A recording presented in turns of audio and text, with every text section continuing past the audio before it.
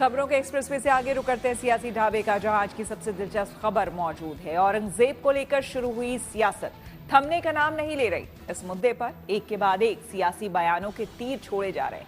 महाराष्ट्र से लेकर उत्तर प्रदेश तक में औरंगजेब को लेकर वार पलटवार का दौर चल रहा है। ताजा मामला उत्तर प्रदेश का है, जहां मुख्यमंत्री ने साफ साफ कह दिया है कि आक्रांताओं का महिमा मंडन करना ठीक नहीं है। वहीं बीजेपी नेता संगीत सोम ने एक ऐसा बयान दे दिया जिस पर विपक्षी दलों के नेता ताबड़तोड़ पलटवार करते नजर आए। कांग्रेस से लेकर समाजवादी पार्टी तक बीजेपी पर हमलावर हो गई, तो बीजेपी उन्हें ये याद दिलाने की कोशिश कर रही है कि आखिर औरंगजेब को मुद्दा किसने बनाया।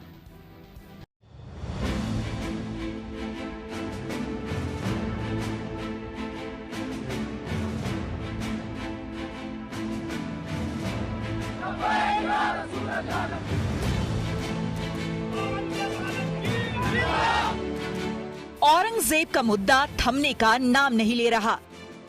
देश की सियासत में इसकी गूंज खूब सुनाई पड़ रही है। महाराष्ट्र से लेकर उत्तर प्रदेश तक औरंगजेब को लेकर सियासत गरमाई हुई है।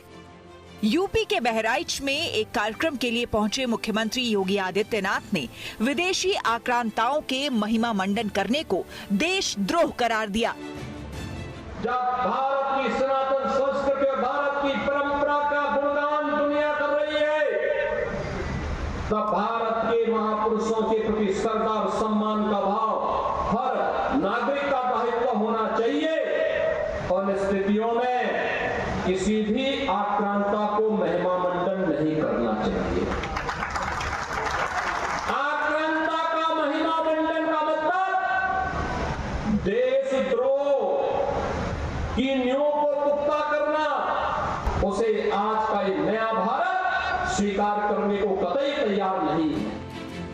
सीएम योगी ने नए भारत में आक्रांताओं को स्वीकार नहीं करने की बात कही, तो अपने बयानों से सुर्खियों में रहने वाले बीजेपी के नेता संगीत सोम ने तो औरंगजेब की निशानी को जड़ से मिटाने का ऐलान करते हुए मथुरा और काशी में मंदिर निर्माण को लेकर बड़े बोल कह डाले। बाबर की निशानी मिटी, बाबरी मस्जिद ध्वस्त हो गए, वहाँ मंदिर बना, ये बाबर की निशानी निपटी।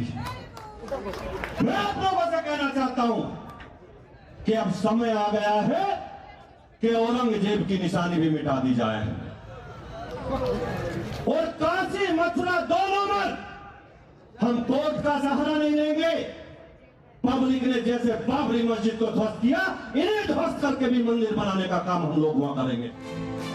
मेरठ के सरधना इलाके में आयोजित होली मिलन समारोह में संगीत सोम के दिए गए इस बयान पर विपक्ष ने संगीत सोम के साथ साथ बीजेपी को भी आड़े हाथों लिया है। सबसे पहले सुनिए कांग्रेस नेताओं का बयान। अब इनके पास किसान के लिए कुछ नहीं है, इनके पास नौजवान के लिए कुछ नहीं है, तो देश के अंदर नफरत बांट करके सियासत करना चाहते हैं और नफरत की सियासत देश को तबाह कर देगी। कोई भी देश संविधान से चलता है, उस देश का दस्तूर, उस देश का आईन और उस देश की अदालत, उसकी गारंटी होती है कि देश के अंदर किस तरह चलेगा, और ये तीनों चीजों को तबाह करने जा रहे हैं। कि हम लोग तो लड़ाई लड़ेंगे, हम लोग तो लोकतांत्रिक तरीके से, हम गांधीवादी लोग हैं, गांधीवादी तरीके से लड़ते रहेंगे। संगीत सोम को ये बताना चाहिए क्या उस वक्त देश में ये वाला संविधान था? संगीत सोम को बताना चाहिए क्या उस वक्त देश में इस तरीके की अदालतें थी? संगीत सोम को बताना चाहिए कि अगर कोई किसी आदमी ने इतिहास में बहुत बड़ी गलती करी है तो क्या उसका प्रतिकार वर्तमान को विध्वंस करके करेंगे? वो क्या वर्तमान को आप आग लगाना चाहते हैं इतिहास के नाम पर? कांग्रेस औरंगजेब को लेकर बीजेपी की तरफ से आ रहे बयानों को मुख्य मुद्दों से ध्यान भटकाने की तरकीब बता रही है, तो समाजवादी पार्टी भी बीजेपी को कोसने में कोई कसर बाकी नहीं रख रही।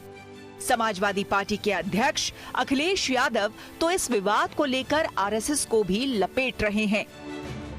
औरंगजेब वाला जो मुद्दा है उस पर आरएसएस की तरफ से कहा गया कि ये मुद्दा नहीं उठना चाहिए था। काफी अच्छी बात है, क्योंकि उठा करके अब वही लोग उठाते हैं, आग भी वही लोगों ने लगाई और अब वो कहते हैं कि मुद्दा नहीं उठाना चाहिए। वहीं बीजेपी औरंगजेब को मुद्दा बनाने की सारी जवाबदेही समाजवादी पार्टी पर डाल रही है। विदित है, इतिहास गवाह है कि भारतीय जनता पार्टी उससे जुड़ी हुए आरएसएस संस्था कभी भी जो है देश के कानून का सम्मान नहीं किए, वो संविधान को भी नहीं मानती। तो इसलिए संगीत सोम अगर संविधान को तोड़ करके कोई काम संविधान के विरुद्ध करने की बात करते हैं तो इस पर कोई आश्चर्य नहीं होना चाहिए। जो विचार हैं औरंगजेबी या जो नकारात्मक विचार हैं वो लोगों में न पनपने पाए, यही नीति हमेशा रही है। और ये विचार को जानबूझकर औरंगजेब वाला जो प्रकरण है समाजवादी पार्टी के विधायक अबू आजमी जी ने उठाया। ये एक सोची समझी रणनीति के तहत उठाया गया था जिससे आक्रोश और विवाद पैदा हो। कांग्रेस हो या समाजवादी पार्टी या विपक्ष के दूसरे नेता, सभी एक सुर में बीजेपी पर औरंगजेब के नाम पर राजनीति करने का आरोप लगा रहे हैं। कभी हिंदू मुस्लिम, कभी मस्जिद मंदिर, और आज औरंगजेब की चर्चा करते हैं।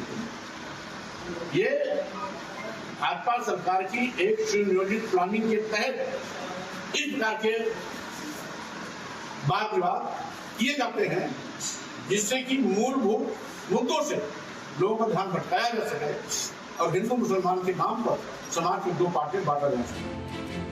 फिलहाल औरंगजेब पर शुरू हुई सियासत थमने का नाम नहीं ले रही है और जैसी तस्वीर है उससे तो इस मुद्दे के अभी जिंदा रहने के आसार ही दिखाई पड़ रहे हैं।